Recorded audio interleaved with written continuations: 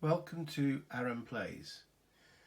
In this video I will continue my exploration of Space Infantry by Lock and Load Publishing. This being the first edition that came out in 2011, not the recently done Kickstarter by Lock and Load. So in the prior two videos I've shown a game overhaul and a very brief run through of some of the rules.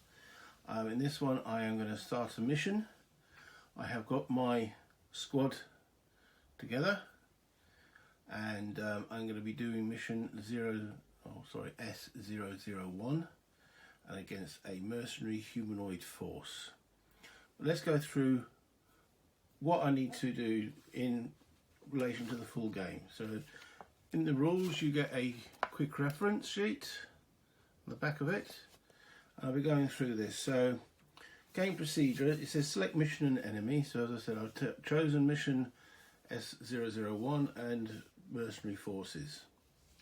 Select units up to 110 points. So this being the point cost here. They've got Fire Team A, Fire Team B, that's 40 points. A sniper, there's another 30, so it takes it to 70. An assault team for another 20, takes me to 90. I've got a demolition expert and a scientist. Okay, I need these to get through certain nodes on the actual map board, and that takes my total score to 110. My squad leader here, he comes free of charge because technically that's me. So that's the squad setup. Now I move across a little bit. So this is the mission. Okay, so objective: your squad must investigate the scientific labs at Zaron 4. Communication with the labs was lost over 2 months. When the squad reaches a node that is adjacent to a link with a security door, that's this one and this one, draw a random number. On a result of 3 or less, the door to this route is impassable and the squad cannot travel on this link. So whenever I get to here or here, I check that link, or here, and I check that link there. To complete the mission, the squad must explore the 3 laboratory nodes. So I'm going to mark those just for clarity. So we have a laboratory node here, so that's laboratory 1, laboratory 2, and laboratory 3. So I must explore those. To explore a node, I just need to be able to enter it. I'm allowed to carry up to 8 resources with me. A resource being these counters here. So that's a medical kit. It's a weird font, I know, but there we go. It's a medical kit. So let me just move this across. So you can see on my actual sheet here, I have taken, I'm allowed up to 8. So I've got 4 medical kits. 2 with an ion, that is not inspiration, intelligence. I've got 1 set of grenades and I've got 1 demo pack to hopefully go through the door that's got demolition on it. Fighting mercenary enemy. I went through these on the previous video, but I will go through them again as we're exploring this particular situation. So let's bring us back to the main play area. This is my squad, it's in the start spot, ready to go. So I will now begin the operations phase, and this is the main meat of the game. So the first thing I do each turn in the operations phase is I move turn marker. So that takes it to 30 turns. So I've got 30 turns. As soon as it reaches 0, if I haven't completed by then, I fail the mission. So I've effectively got 30 turns to find and discover and explore those 3 laboratories. Okay, so I now generate command points. So my leader has got a command rating of 4. I will shuffle my random number system. As I said in the previous video, I'm using cards rather than the counters that come in the game. I just find the cards easier to use rather than keep picking up counters and such forth. So I'm just giving these a quick shuffle and see how many command points he generates. And I do this, so this is the sequence of play for the operations for each turn. So he gets a 6, so he generates 1 command point. So I'll stick that on him until I want to use it. Okay. The next thing that happens is I activate my units. So now I want to get through into here. So I want to advance. So this is where I'm using the skills which have the word advance on them. So my actual squad, I have got Fire Team A, Fire Team B, the Sniper, and Assault Team A. They've all got the skill advance. So I can draw a card for each one. Notice the 6 that I drew earlier, that stays out. I'll reset this either at the end of the turn or at the beginning of the combat round, each combat round, if there is a combat. So I'm now going to draw a card for each one of these fire teams. Well, that was fortunate. And Fire Team B lets me down. That's the 0 card. However, the Joker means I can draw 2 cards and add them together. So it's a 4 and a 2. So looking at that, I have generated, so far, his advance score is 3, so he's generated 2 advances, because the 3 goes into the 6 twice. He's generated nothing, because he hasn't even managed to get 3. Neither has the Sniper, and the Assault Team has also got an advance rating of 3, with his 2 dice of 6 gives me 2 as well. So I've generated 4 advances. I've not had to use the command point as yet. So with 4 advances, going back to what I need to get into here, this is advance 4. I have enough. I have now moved into that node there. Then I check for the events. So I check this number here, and if I draw a 1, there's something happens in that node. Oops, I drew a 2. So nothing there. So I mark that node as explored. And for that I use one of these markers. If I remain there, every turn that I remain there until an event is drawn, well, I would keep trying for an event until an event occurs. So if I just remain there for the next few turns, every turn I'll be drawing a card until I drew a 1 and an event occurred there. And once a node has had an event, it won't have another one.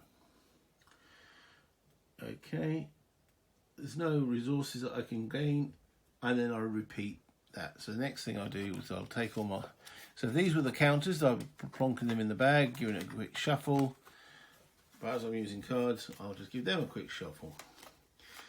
That completes turn, well, I say turn 1, turn 30, going down now into turn 29.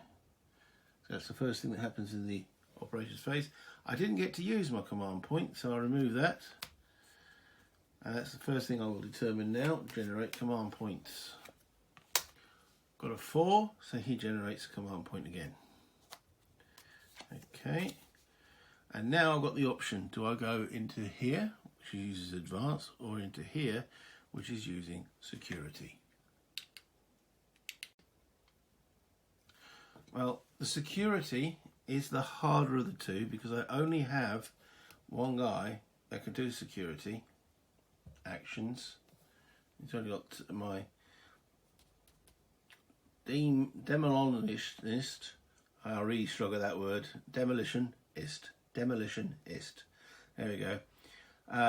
He's got a security rating of 5, so he will only actually generate a point if I draw a 5 or a 6, and he's the only guy that can actually work on that. So that's going to be a bit of a struggle. The scientist hasn't got security. Nobody else has got the security skill. And notice security has a star on it, right next to it. So I'll bring this up here. That means even my leader can't help him in that one. So I'm going to not go that route. I'm going to use theoretically the easier route, which is the advance up here. And then I need to generate an advance 2. So looking again now back at my squad, these two take me markers off. So this guy, he doesn't generate anything. This guy generates 2, his advance is 3. This guy doesn't, and this guy generates 1. Well, I only need 3. Sorry, I only need 2. According to this here, I've generated 3, so I can successfully advance into this node here. I then check for the random event, and it's only on a 1. I get a 1. So we have generated an event in that area. Okay, let's get the event marker. Okay, so now I need to determine what that event is. And it tells me it's a Class A event. So now looking at my enemies. Okay, that's on here. So Class A is down here. And the number I generate is a 4. A 4 on that is I've generated 3 enemy soldiers. So narratively, they could have been having a tea break. We walked in and they've kicked over the table. Or they could have been waiting in ambush. We will determine that in a minute. So we have now entered a combat round. So the first thing that happens in a combat round is I generate a command point. I've still got a command point, which I haven't used yet. So I'm going to keep that command point and not worry about generating another one. Okay. So then I determine the combat range. Okay, I'm just giving the cards a quick shuffle, and then the range is determined in the initial. Zoom on that in here. On here, there are 3 columns. You've got set, M, which is melee, and F, which is fire. So the set is the first round, and once I have determined the range, every subsequent round will be determined by what it was the previous round on that column. So the set is currently, I haven't drawn a card now. I want it to be fire because I've got more fire guys than I have melee guys. Melee, as I've described in prior videos, is not fisticuffs, though that could be part of it. It is effectively really close range combat.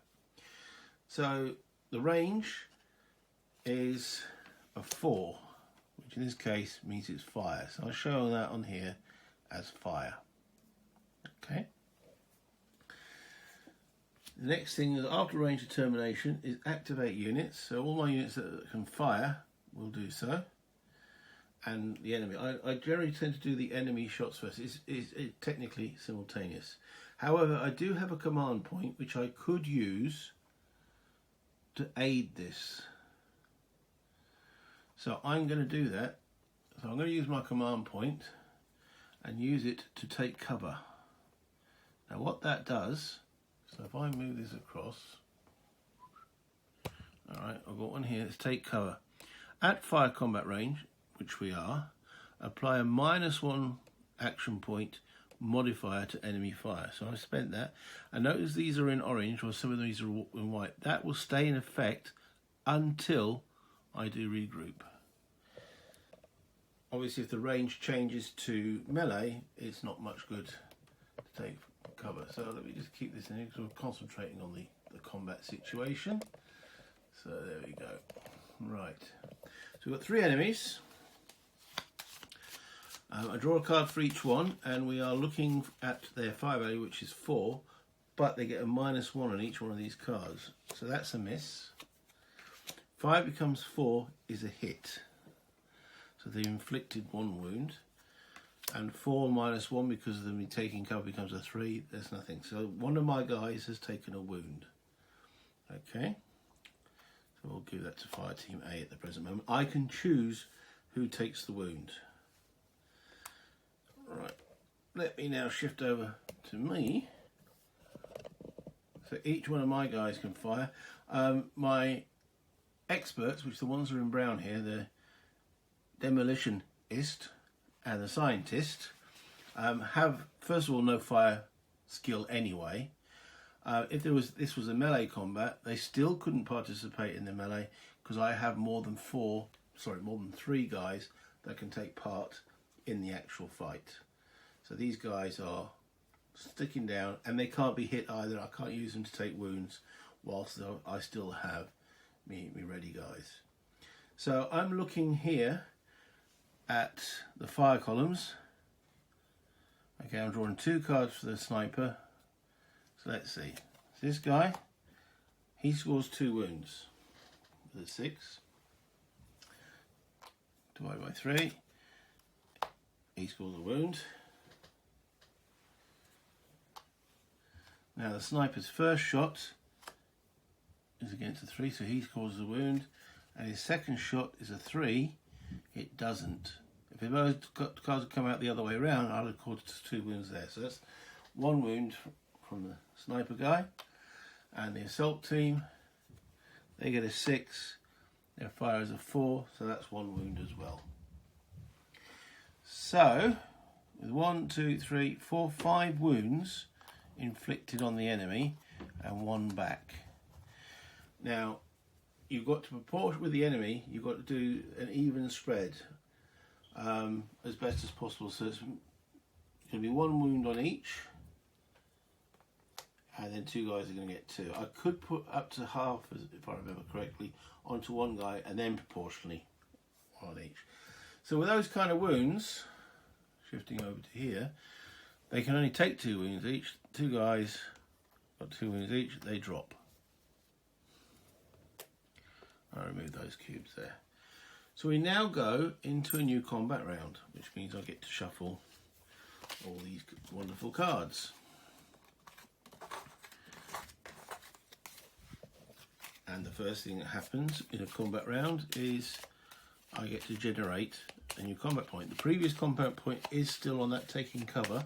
I don't feel any need to remove that as yet, so I can still generate a new command point. So going back to my leader, he does indeed generate a command point. Okay, range determination. Ooh, it's 1. With a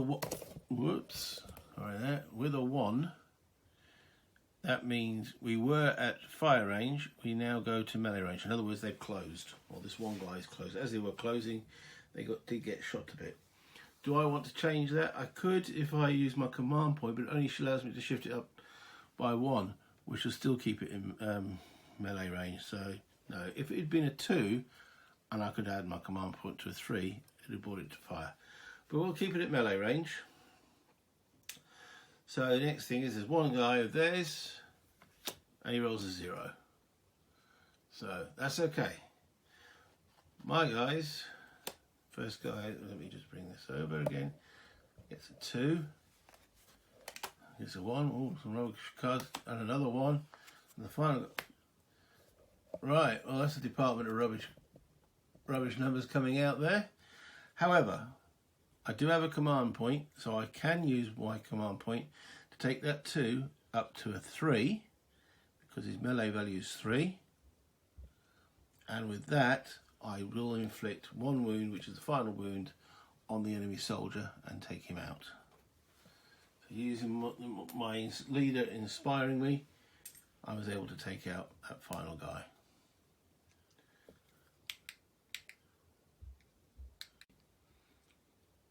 And that ends the combat. So let's just tidy that up. And when the combat ends, the order that I had for take cover is also removed, because it's effectively with no one to hide from. Right, I do have an option now also. I've got a wound on my fire team. I am going to use one of my med kits to heal him up. The med kit can be used at any moment, even if it was turning it into a fatal wound. I can use it at that at that moment. However, that now leaves me with 3 med kits, 2 bits of intelligence, a grenade, and a demolition. However, this area is now being cleared.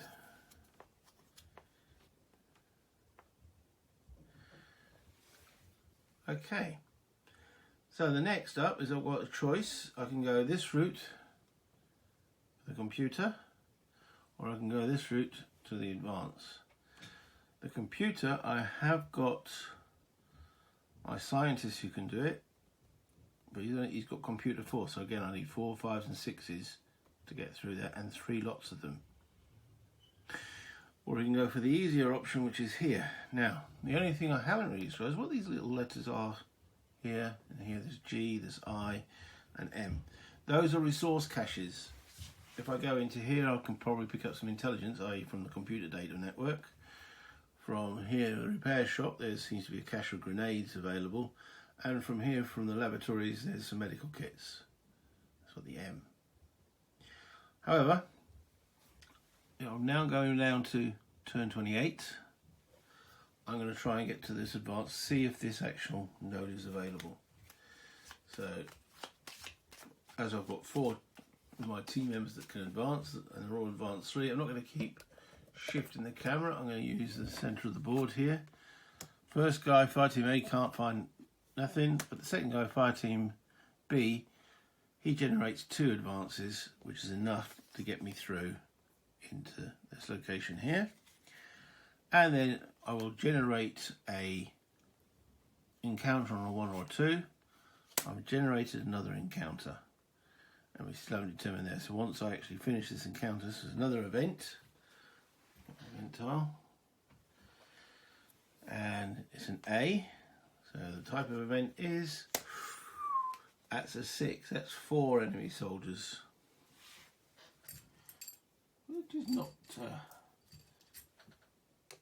okay. What did I forget to do? I forgot to see if I generated a command point right at the beginning with a 1. No, my squad leader was caught a little bit napping on that one. Okay, so we're now entering combat range. So now I can see if he actually generates a command point in the combat. He does. Okay, we now go range determination. With a 1, they've managed to get the jump on us. We're straight into melee range.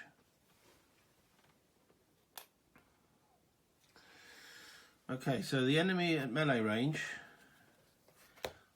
are on 4s. So first guy misses, second guy misses, third guy scores a hit, fourth guy scores a hit. So they've generated 2 wounds on me, which I'll allocate in a moment. Remember, this is simultaneous. Okay, myself on them, because I'm looking at melee, so I've got fire team A's a 4, fire team B's a 4, my sniper is a 5, and my assault team is a 3. So 4, that's 1 wound. So I'm going to keep track of these by the side here. So that's 1 wound on the enemy. The second one, we use a 4, he's generated a wound. The sniper needs a 5, and he fails by a point. You know what, my squad leader will add his point there to make that 3 wounds. And then my actual assault team, that's the Joker, so he gets to draw 2 cards. He rolls a 3, and 3's a 6. He generates his melee value is 3, so he actually develops or scores 2 wounds. So that's a total of 5 from our team. However, I do have a grenade, and a grenade does allow me to, I will throw the grenade at that point, and that will allow me to do a random number check, and whatever number I get on this card is how many additional wounds I score. I score an extra 2 wounds with that grenade, so it takes the total to 7 wounds that I inflict. Okay, so that's pretty much 2 on every guy apart from Mr. Lucky at the end, who only suffered 1 wound. I took 2 wounds, so I'll take one on fire team A, one on fire team B. And if we look over to their situation, they've got one guy who's got 1 wound remaining. Pity the grenade didn't do 3. So that means we have to go into another round.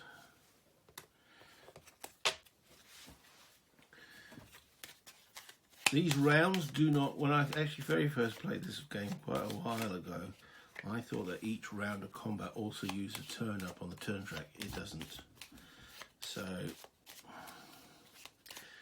alright.